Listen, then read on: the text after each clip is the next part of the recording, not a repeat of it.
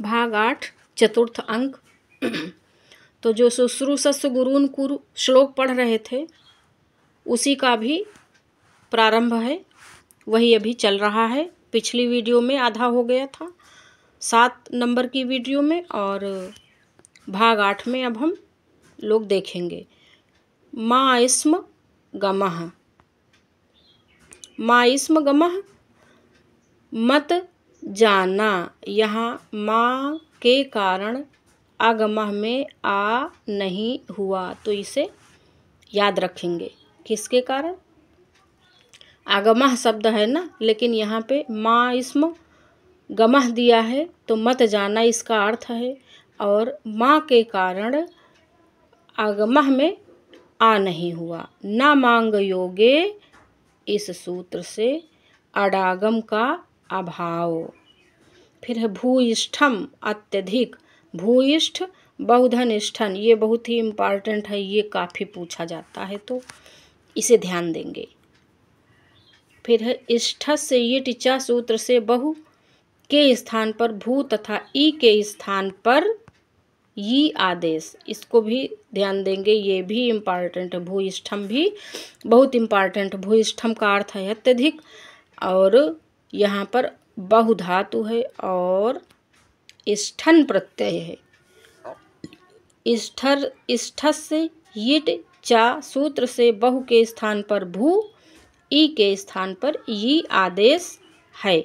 युवतयः तरुण स्त्रियां, युवत युवन शब्द से युनस्ति सूत्र से ती प्रत्यय हुआ, और युवा का स्त्रीलिंग युवती शब्द बना। युवत धन गीस युवती, पति वाली इसका अर्थ होगा। युवती का क्या अर्थ है? पति वाली। फिर है वामाह, ये भी बहुत पूछा जाता है, ये शब्द बहुत पूछा जाता है। वामाह विपरीत आचरण करने वाली स्त्रियां। वमति स्नेहम इति वामाह, वम अण वाम धन टाप बन गया वामा। आधयः मानसिक दुख, जो दुख होते हैं जो वो 2 प्रकार के होते हैं ना, एक आधि होता है और एक व्याधि होता है। तो आधि मानसिक होता है और व्याधि शारीरिक होता है। तो आधयः मानसिक दुख, जो विपरीत आचरण वाली स्त्रियां होती वो आधि के समान होती, यानी मानसिक दुख का कारण होती, विपत्ति का कारण होती हैं। अधीयते दुखम अनेन इति आधि, ये देखिए दिया है ना, आंग धाधन की, उपसर्गे धोह की सूत्र से की प्रत्यय हुआ है, किसमें? आधि में। गृहिणी पदम, गृहिण्याः पदम तत्पुरुष समास, दक्षिणा भव उदार रहना।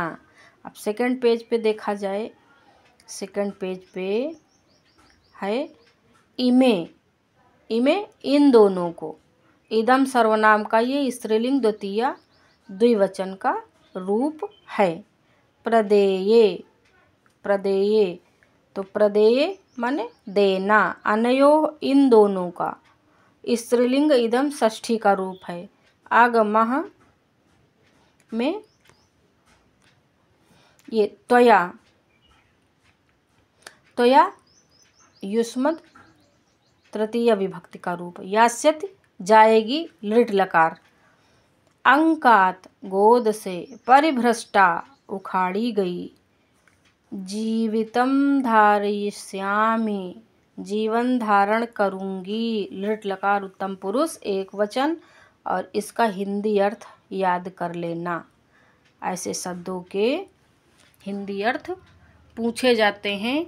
फिर 19 नंबर का श्लोक है, अभिजनवतो वाला श्लोक है ये। अभिजनवतो भर्तुः श्लाघ्ये स्थिता गृहिणी पदे, विभव गुरुभिः कृत्य स्तस्य प्रतिक्षणम् आकुलाः, तनयम् आचिरात् प्राचीवार्कं प्रसूय च पावनं, मम विरहजां न त्वं वत्से शुचं गणयिष्यसि।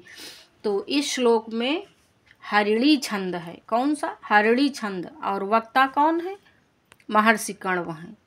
वक्ता महर्षि कण्व हैं 19 नंबर के श्लोक की व्याकरण पढ़ने जा रहे हैं। अभिजन वत उच्च कुल में उत्पन्न, यहाँ पर अभिजन से तात्पर्य कुल है। अभिजन वत में अभिजन से किसका तात्पर्य है, क्या तात्पर्य है?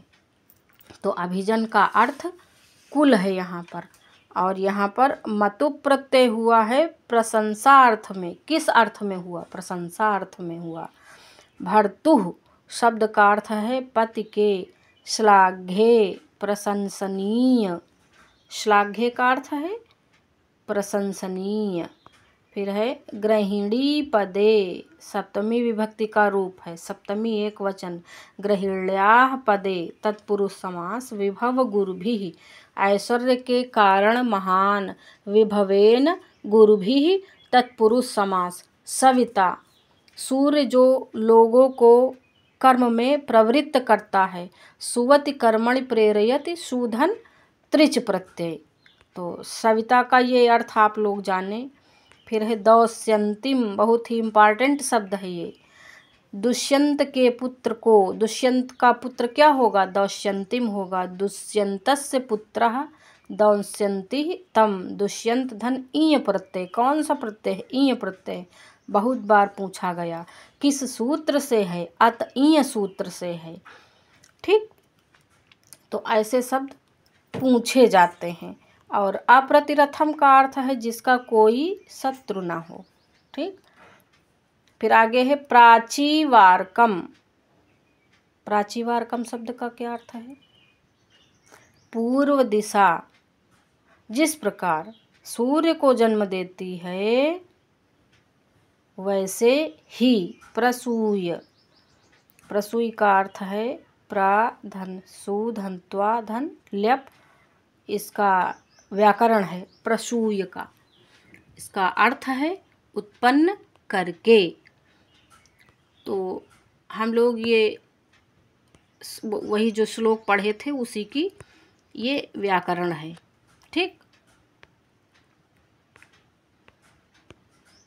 तो आइए देखते हैं। यहाँ देखिए उपमा अलंकार है, काव्यलिंग। उपमा और काव्यलिंग है, हरिणी छंद है।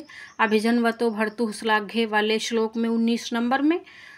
फिर आगे देखा जाए परिस्वजेथाम, लोट लकार मध्यम पुरुष, द्विवचन संदेहेन, सम दिधन घई। तो गद्य और पद्य दोनों की व्याकरण हमने क्रमशः सम्मिलित की। माँ भैंसी, मत डरो। कौन कह रहा है? सखियां दोनों कह रही। किससे कह रही? शकुंतला से कह रही हैं। सविता सूर्य जो लोगों को कर्म में प्रवृत्त करता है। सुवति कर्मणि प्रेरयत, शूधन त्रिच प्रत्यय। फिर है आरूढ़ः, आरूढ़ चढ़ गया। आरूढ़ धन कत प्रत्यय। युगांतरम, युग अर्थात पहर भर, चढ़ गया। युगांतरम का अर्थ है पहर भर चढ़ गया। अब दूसरा पहर प्रारंभ हो गया। एक युग 3 घंटे का होता है अभिज्ञान शाकुंतलम में के अनुसार। तो युगांतरम यानी एक युग बीत गया, यानी एक पहर बीत गया। अब दूसरा प्रहर प्रारंभ हो गया। ठीक, तो 24 घंटे में 8 पहर होते हैं। 24 घंटे में कितने पहर होते हैं? 8। और 4 दिन में 4 रात में, तो हो गए ना 24 घंटे। 4 तियां 12, 12 घंटे का दिन, 12 घंटे की रात, 8 पहर हो गए।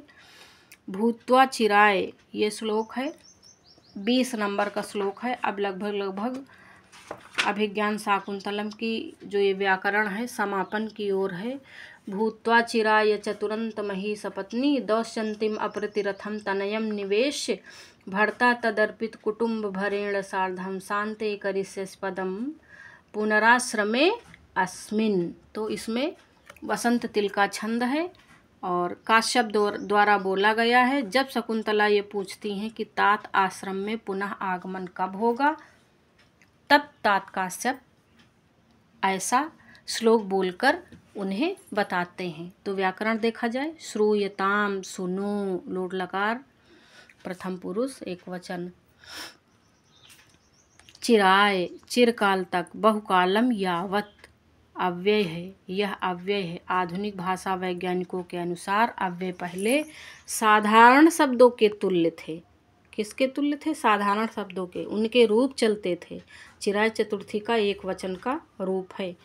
चतुरंत मही सपत्नी, चारों समुद्रों तक व्याप्त पृथ्वी की सपत्नी होकर। ऐसा कौन कह रहा? कण्व कह रहे हैं। किसको कह रहे हैं? शकुंतला को कह रहे हैं कि ऐसी ऐसी होने के पश्चात। चत्वारः अन्ताः यस्याः तादृश्याः मह्याः सपत्नी बहुव्रीहि गर्भ तत्पुरुष।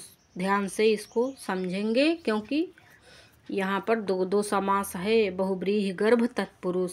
सपत्नी का क्या व्याकरण है? समानः पतिः यासां ताः सपत्नी। तो इसमें कौन सा समास है? बहुव्रीहि समास है। तो मुझे लगता है कि इसकी व्याकरण हो सकता अब समाप्त हो गई हो। शायद अभी एक वीडियो और है, देखेंगे तो हम उसको बना के पूरा समाप्त कर देंगे। आज यहीं तक, धन्यवाद।